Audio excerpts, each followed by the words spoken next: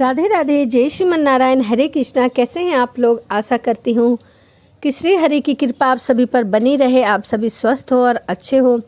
इसी कामना के साथ आज हम सुनेंगे कलयुग में भी भगवान के दर्शन। कलयुग में भी भगवान दर्शन देते हैं।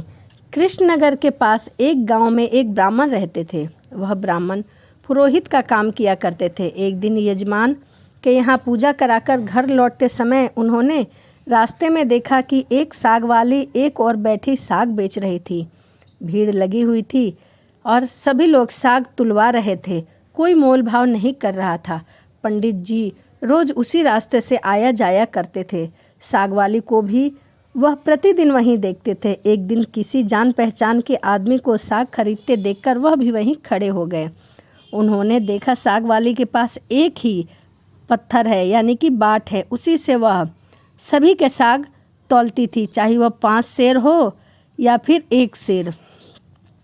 सभी को साग वह एक ही बाट से तौला करती थी और वह जो साग था वह एक समान ही होता था। यह देखकर पंडित जी को बहुत ही आश्चर्य हुआ।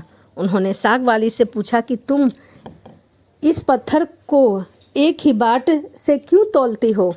और सभी का वजन ठीक उतना ही होता है। पंडित जी के परिचित व्यक्ति ने कहा, हाँ पंडित जी, यह बड़े अचरज की बात है। हम लोगों ने कई बार इससे लिए हुए साग दूसरी जगह तौलवा कर भी आजमाया है। साग का वजन पूरा उतना ही होता है जितना कि हम मांगते हैं। पंडित जी ने कुछ देर रुककर साग वाली से कहा, बेटी मुझे यह पत्थर तुम दे दो। साग वाली बोली, नहीं बाबा जी, तुम्हें नहीं दूंगी। मैंने बड़ी कठिनता से इसको पाया है।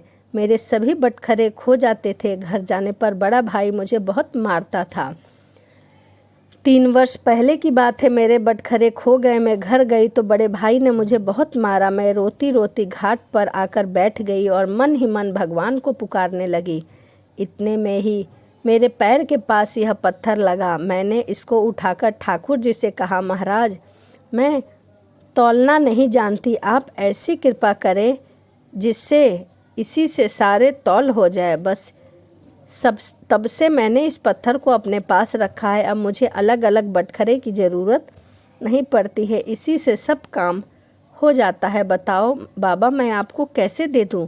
पंडित जी बोले, मैं तुम्हें बहुत सारे रुपए दूंगा। साग वाले ने कहा, कितने रुपए दोगे बाबा? मुझे वृंदावन का खर्च दोगे? सब लोग वृंदावन गए हैं, मैं ही नहीं जा सकी हूँ। ब्राह्मण ने पूछा, कितने रुपए में तुम्हारा काम हो जाएगा? साग वाली ने कहा, पूरे 300 रुपये चाहिए बाबा। ब्राह्मण बोला, अच्छा बेटी, यह तो बताओ कि तुम इस शिला को रखती कहाँ हो? साग वाली ने कहा, बाबा मैं इस शिला को इसी टोकरी में रखती हूँ बाबा जी, और कहाँ रखूँगी? ब्राह्मण घर लौट आए और चुपचाप बैठे रहे।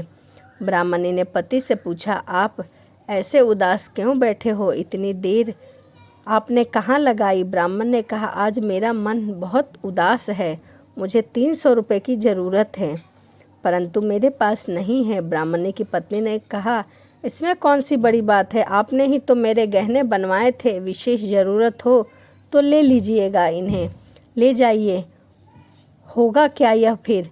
इतना कहकर ब्राह्मणी ने गहने उतार दिए और ब्राह्मण ने गहने बेचकर 300 रुपये इकट्ठा कर लिए और दूसरे दिन सवेरे सवेरे साग वाली के पास जाकर उसे रुपए दे दिए। उसके बदले में उस शिला को ले लिया।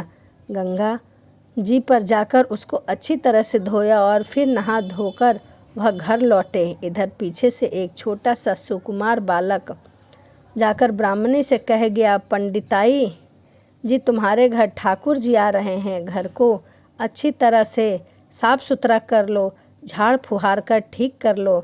सरल हृदय ब्राह्मणी ने घर साफ करके उसमें पूजा की सामग्री सजा दी। ब्राह्मण ने आकर देखा तो उसे बहुत अचरज हुआ। ब्राह्मणी से पूछने पर उसने एक छोटे से बालक ने आकर कहा, यह बात बताई। यह सुनकर पंडित जी को भी बहुत ही ज़्यादा आश्चर्यचकित हुआ। पंडित जी ने शिला को सिंहासन पर विराजमान करके उसकी पूजा की। रात को सपने में भगवान ने कहा, तू मुझे जल्दी लौटा आ। तू मुझे जहाँ से लेकर आया है वहीं लौटा दे, नहीं तो तेरा भला नहीं होगा, तेरा सर्वनाश हो जाएगा। ब्राह्मण ने कहा, जो कुछ भी हो मैं तुम्हें वापस नहीं करूँगा। ब्राह्मण घर में जो कुछ भी पत्र पुष्प मिलता उसी से पूजा करने लगे। 2-4 दिन बाद भगवान ने स्वप्न में फिर कहा, मुझे फेंक आ, नहीं तो मैं तेरे लड़के मर जाएगा। ब्राह्मण ने कहा, मर जाने दो, तुम्हें नहीं फेंकूंगा। महीना बीतते बीतते ब्राह्मण का एकमात्र पुत्र था जो कि मर गया। कुछ दिन बाद फिर ब्राह्मण को स्वप्न में आया। भगवान बोले, अब मुझे वापस दिया, नहीं तो तेरी लड़की भी मर जाएगी। दृढ़ निश्चय ब्राह्मण ने पहले वाला ही जवाब दिया। कुछ दिनों पश्चात ब्राह्मण की बेटी भी मर गई। फिर भगवान ने पंडित जी के स्वप्न में कहा, इस बार तुम्हारी स्त्री मर जाएगी। ब्राह्मण ने फिर से वही उत्तर दिया। अब स्त्री भी मर गई। इतने पर भी ब्राह्मण अटल रहा। लोगों ने समझ लिया कि यह तो पागल हो गया है, स्वप्न आने के बाद भी इस पत्थर को क्यों नहीं फेंकता। कुछ दिन बीतने पर स्वप्न फिर से भगवान ने कहा, अब भी मान जा, मुझे लौटा दे, नहीं तो 7 दिनों में तेरे सिर पर बिजली गिरेगी और तू भी मर जाएगा। ब्राह्मण बोला, गिरने दो, मैंने तुम्हें उस साग वाली की गंदी टोकरी में नहीं रखने का प्रण कर लिया है। ब्राह्मण ने एक मोटे कपड़े में लपेटकर भगवान को अपनी पीठ पर मजबूती से बांध लिया। ब्राह्मण हर समय ऐसे ही उन्हें बांधे रखता था। कड़कड़ाहट बिजली कौंधती नज़दीक आती पर लौट जाती। अब 3 दिन ही शेष रह गए थे। एक दिन ब्राह्मण गंगा नदी के घाट पर संध्या पूजा कर रहा था कि 2 सुंदर बालक उनके पास आकर जल में कूदे। उनमें से एक सांवला था और दूसरा गोरा था। उसके शरीर पर कीचड़ लिपटा हुआ था। वह इस ढंग से भी जल में कूदे कि जल उछलकर ब्राह्मण के शरीर पर आकर पड़ गया। ब्राह्मण ने कहा, तुम लोग कौन हो भैया? कहीं इस तरह जल में कूदा जाता है? देखो मेरे शरीर पर जल पड़ गया है। इतना ही नहीं, मेरे भगवान पर भी छींटे पड़ गए हैं। देखते नहीं हो क्या तुम, मैं पूजा कर रहा हूँ। बालकों ने कहा, ओह, तुम्हारे भगवान पर भी छींटे लग गए हैं? हमने तो देखा ही नहीं बाबा, हमें क्षमा कर दो, तुम गुस्सा ना होना। पंडित जी ने कहा, नहीं भैया, गुस्सा कहाँ होता हूँ। बताओ तो तुम कितने लड़के हो? ऐसे सुंदर रूप तो मैंने कभी पहले नहीं देखा है। कहाँ रहते हो भैया? आह, कैसी अमृत घोली मीठी बोल रहे हो तुम दोनों। तुम यहाँ कहाँ पर रहते हो? बालकों ने कहा, बाबा हम तो यहीं रहते हैं। पंडित जी बोले, भैया क्या फिर कभी मैं तुम लोगों को देख सकूँगा? बच्चे ने कहा, क्यों नहीं बाबा, आप पुकारोगे तो हम दौड़े चले आएंगे। पंडित जी ने नाम पूछने पर उन्होंने कहा कि हमारा कोई भी नाम नहीं है, जिसके मन में जो होता है उसी नाम से हमें पुकार लेता है। सांवला लड़का इतना कहकर बोला, मुरली जरूरत हो तो इसे बजाना, बजाते ही हम लोग यहाँ आ जाएंगे। दूसरे गोरे लड़के ने एक फूल देकर पंडित जी से कहा, बाबा इस फूल को अपने पास रखना, तुम्हारा सदा मंगल होगा। वे जब तक वहाँ से चले नहीं गए, ब्राह्मण एक टक दृष्टि से उनकी आंखों में आंखें लगाए देखता रहा। मन ही मन सोचने लगा, कितने सुंदर है दोनों, कभी फिर इनके दर्शन होंगे या नहीं।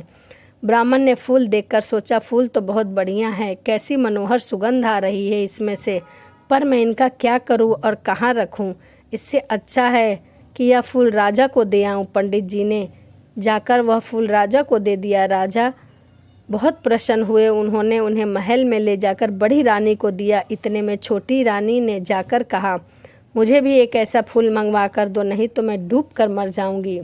राजा दरबार में आए और सिपाहियों को उसी समय पंडित जी को खोजने के लिए भेज दिया। सिपाहियों ने ढूंढते ढूंढते जाकर देखा, ब्राह्मण देवता सिर पर सिला बांधे एक पेड़ की छाया में बैठे राम नाम गुनगुना रहे हैं। वे उनको राजा के पास लेकर गए। राजा ने कहा, महाराज वैसा ही एक फूल और चाहिए। पंडित जी बोले, राजन मेरे पास तो वह एक ही फूल था, पर देखिए चेष्टा करता हूँ। ब्राह्मण उन लड़कों की खोज में निकल पड़े और मुरली वाली बात उन्हें याद आ गई। उन्होंने मुरली बजाई। उसी क्षण गोरे शाम की जोड़ी प्रकट हो गई। ब्राह्मण रूप माधुरी के पान में मतवाले हो गए। कुछ देर बाद उन्होंने कहा, भैया वैसा ही एक फूल और मुझे चाहिए। मैंने तुम्हारा दिया हुआ फूल राजा को दे दिया। राजा ने वह फूल अपनी रानी को दे दिया और उनकी दूसरी रानी को भी वैसा ही फूल चाहिए। तभी राजा ने एक फूल और मांगा है। गोरे बालक ने कहा, फूल तो हमारे पास नहीं है, परंतु अब तुम्हें एक ऐसी जगह ले जाएंगे जहाँ वैसे फूल की बगिया खिली हुई है। तुम अपनी आँखों को बंद करो। ब्राह्मण ने आंखें मूंद ली। बच्चे उनका हाथ पकड़कर ना मालूम किस रास्ते से उसे कहाँ लेकर गए। वहाँ एक जगह पहुंचकर ब्राह्मण ने आंखें खोली। देखकर मुग्ध हो गए। बड़ा सुंदर स्थान था। चारों ओर सुंदर सुंदर वृक्ष, लता आदि पुष्पों की मधुर गंध से सुशोभित है। बगीचे के बीच एक ऐसा बड़ा मनोहर महल ब्राह्मण ने देखा तो वे बालक वहाँ से गायब हो गए। वे साहब आगे आए बढ़े। महल के अंदर जाकर देखते हैं सब ओर से सुजदित बड़ा सुरमय स्थान है। बीच में एक दिव्य रत्नों का सिंहासन है। सिंहासन खाली है। पंडित जी ने उस स्थान को मंदिर समझकर प्रणाम किया। उनके माथे पर बंधी हुई ठाकुर जी की शिला खुलकर नीचे गिर गई। जैसे ही पंडित जी ने उसे उठाने के लिए हाथ बढ़ाया कि शिला फट गई और उसमें से भगवान लक्ष्मी नारायण प्रकट हो गए। शून्य सिंहासन पर विराजमान हो गए। भगवान नारायण ने मुस्कुराते हुए ब्राह्मण से कहा, हमने तुमको कितने सारे दुख और संकट दिए, परंतु फिर भी तुम अटल रहे। तुम दुख पाने के बाद भी तुमने हमें नहीं छोड़ा, पकड़े रखा। इसीलिए तुम्हें इस सशरीर यहाँ ले आया हूँ। जो भक्त स्त्री, पुत्र, घर, गुरुजन, प्राण, धन, इस लोक और परलोक छोड़कर हमारी शरण में आ गए हैं, भला उन्हें हम कैसे छोड़ सकते हैं। इधर देखो, यह खड़ी है तुम्हारी सहधर्मी, तुम्हारी कन्या और तुम्हारा पुत्र, ये भी मुझे प्रणाम कर रहे हैं। तुम सबको मेरी प्राप्ति हो गई है। तुम्हारी एक ही दृढ़ता से सारा परिवार मुक्त हो गया है। तो इस प्रकार हुए कलयुग में भी भगवान के दर्शन। तो यह वीडियो आपको कैसी लगी कमेंट ज़रूर करिएगा। यदि वीडियो पसंद आई हो तो हमारे चैनल को सब्सक्राइब भी करिएगा। तो चलिए इसी के साथ मिलते हैं अगली वीडियो में। राधे राधे। जय श्रीमन नारायण। हरे कृष्णा।